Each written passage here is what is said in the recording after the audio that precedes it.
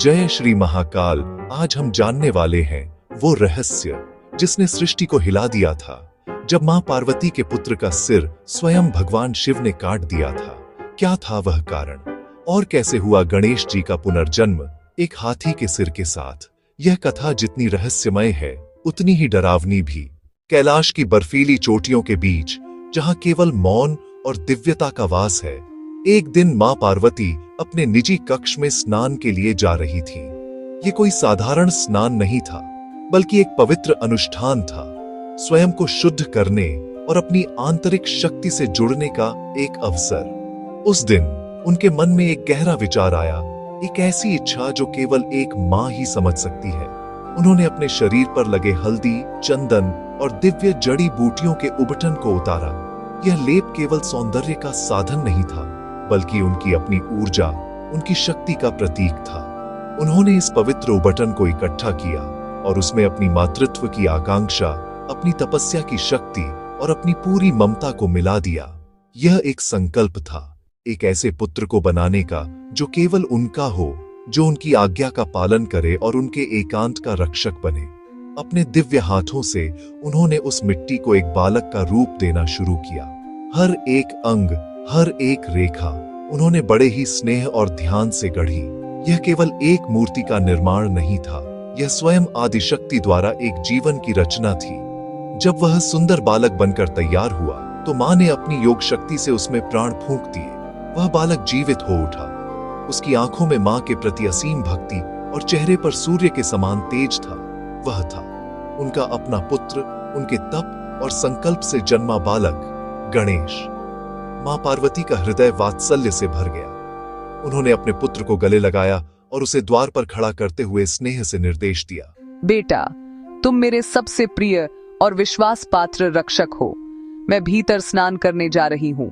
जब तक मैं स्वयं तुम्हें न बुलाऊं, किसी को भी, चाहे वह कोई भी हो, इस द्वार के अंदर प्रवेश मत करने देना।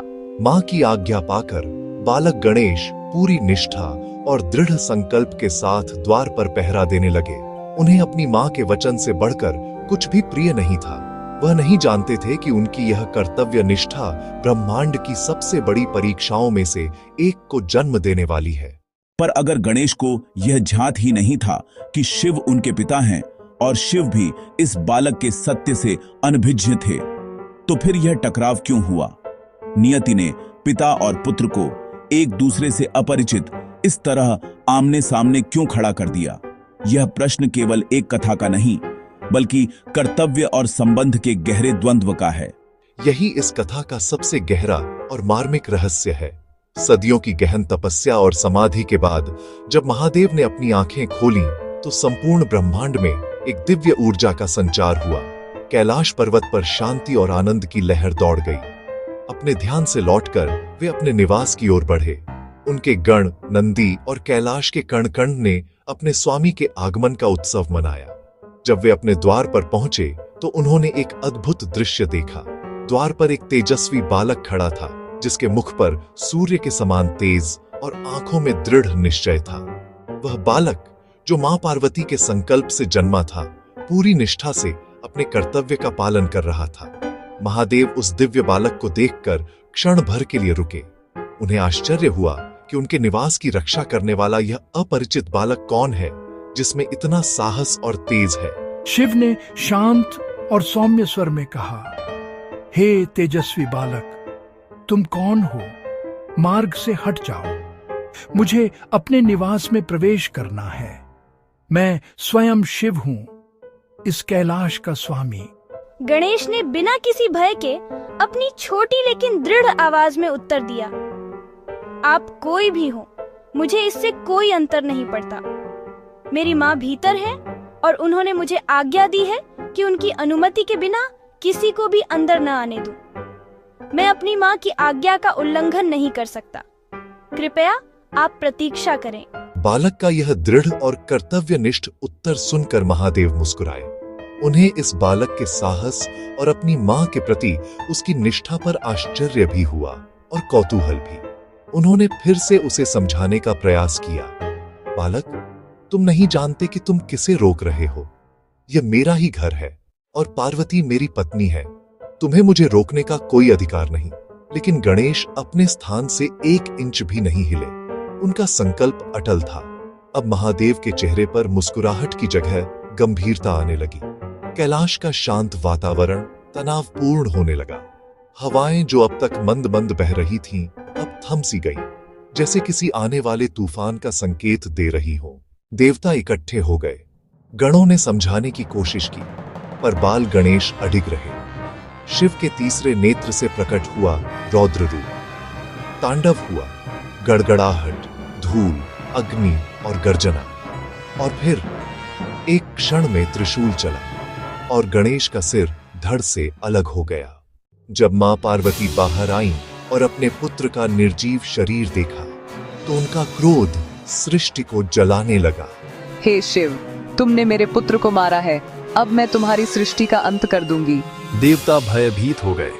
विष्णु, ब्रह्मा और इंद्र सभी ने शिव से विनती की, महादेव, संसार विनाश के कगार पर है।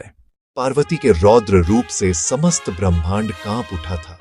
देवताओं की प्रार्थना और विष्णु के हस्तक्षेप के बाद महादेव शिव ने अपनी लीला को आगे बढ़ाने का निश्चय किया। उनका हृदय भी पुत्र शोक में डूबा था, पर वे तो त्रिकालदर्शी हैं।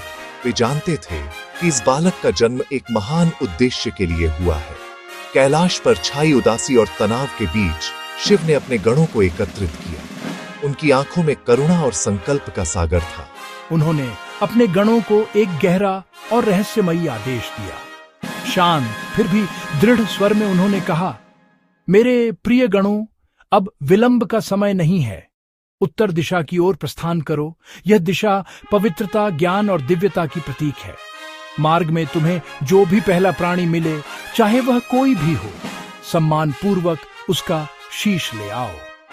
यह विधि का विधान है, इसे पूरा करना ही होगा। महादेव की आज्ञा शिरोधार्य कर गणों की सेना तीव्र गति से उत्तर दिशा की ओर दौड़ पड़ी। वे बर्फीले पहाड़ों, गहरी घाटियों और घने जंगलों को पार करते हुए आगे बढ़ते रहे। उनके मन में केवल एक ही लक्ष्य था, अपने स्वामी की आज्ञा का पालन करना और उस बालक को पुनर्जीवित करना जिसने अपनी माता के आदेश के लिए प्राणों की आहुति दे दी थी। बहुत दूर तक यात्रा करने के बाद एक शांत और पवित्र स्थान पर उन्हें एक अद्भुत दृश्य दिखा। एक विशालकाय, ऐश्वर्यशाली गजराज, एक हाथी शांत भाव से उत्तर दिशा की ओर मुख करके खड़ा था। उसका तेज और उसकी दिव्यता ऐसी थी मानो वह कोई साधारण पशु न होकर स्वयं देवराज इंद्र का ऐरावत हो। वह ज्ञान और सौभाग्य का साक्षात प्रतीक लग रहा था। गणों ने उस दिव्य प्राणी को प्रणाम किया। उन्होंने उस गजराज से क्षमा याचना की और शिव की आज्ञा का प्रयोजन समझाया। विधि के विधान को समझते हुए उस महान गज ने मानो अपनी सहमति दे दी। गणों ने पूरी श्रद्धा के साथ उसका सिर प्राप्त किया और उसे लेकर कैलाश की ओर लौट आए। वह सिर लाकर उन्होंने भगवान शिव के चरणों में रख दिया। शिव ने उस गजमुख को उठाया और अपनी दिव्य शक्तियों का आह्वान किया। पवित्र मंत्रों के उच्चारण के साथ उन्होंने वह सिर बालक के धड़ पर स्थापित कर दिया। एक दिव्य प्रकाश चमका और बालक का शरीर पुनः सजीव हो उठा।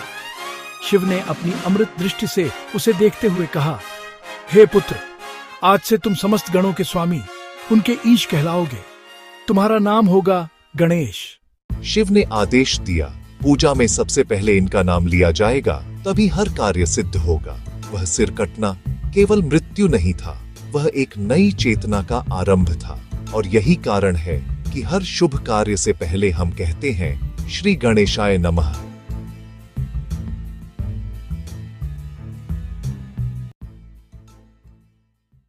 इस कथा से हमें सीख मिलता है, कभी कभी विनाश ही नवजीवन की शुरुआत होता है। वीडियो को लाइक करें, शेयर करें और शिव की खोज चैनल को सब्सक्राइब करना न भूलें।